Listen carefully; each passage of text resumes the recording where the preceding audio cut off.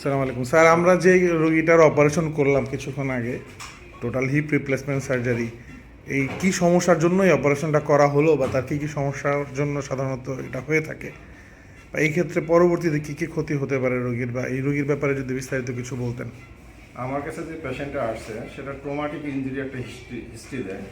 তার ট্রমার কারণে গ্রাজুয়ালি তার এই পাটা হিপ জয়েন্টটা এভিয়ান ডেভেলপ করে তারপর সেকেন্ডারি অস্টিওআর্থ্রাইটিস।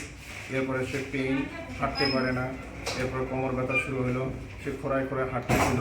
তখন আমার কাছে আসলাম, আমি একটা এক্সরে করলাম। এক্সরে করার পর দেখি তার অস্টিওআর্থ্রাইটিস এভিয়ান থেকে শুরু হয়েছে এবং দেখলাম যে একেবারে টোটালি হিপ জয়েন্টটা ডিস্ট্রয় হয়ে গেছে। এমন তো অবস্থায় দেখা যায় যে এর প্ল্যান একটাই, যে টোটাল হিপ রিপ্লেসমেন্ট ছাড়া সেকেন্ড কোনো অপশন নাই। এই জন্য আমরা একটা প্ল্যান দিলাম যে এটা টোটাল হিপ রিপ্লেসমেন্ট সার্জারি করতে হবে এবং এটা এর সেকেন্ড কোনো বিকল্প বা সেকেন্ড কোনো অপশন নাই। তখন আমি ডিসিশন নিই যে এটা টোটাল হিপ রিপ্লেসমেন্ট সার্জারি করবো। পেশেন্ট রাজি হয় এবং এক পর্যায়ে আমরা যে এটা টোটাল হিপ রিপ্লেসমেন্ট সার্জারি আমাদের সেন্টারে করে থাকি। স্যার, আমরা তো এক পাশে রিপ্লেসমেন্ট সার্জারি করলাম, যদি আমরা এই রোগীটার সার্জারি রিপ্লেস না করতাম সেক্ষেত্রে তার, বা যদি কেউ করতে না করে সেক্ষেত্রে তার কী কী সমস্যা হতে পারে?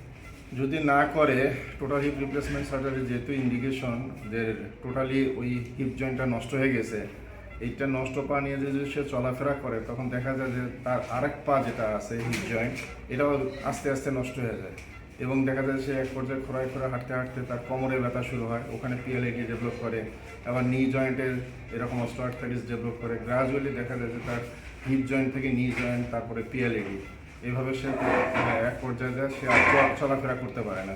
এই জন্য টোটাল হিপ রিপ্লেসমেন্ট আর্লি করলে রেজাল্ট বেটার। একটা পা করলে দেখা যায় যে ওই পা এবং এই পা মিলে ব্যালেন্স করে চলতে পারে, আর যদি না করে তাহলে দুইটা পায়ে পরবর্তীতে করতে হবে।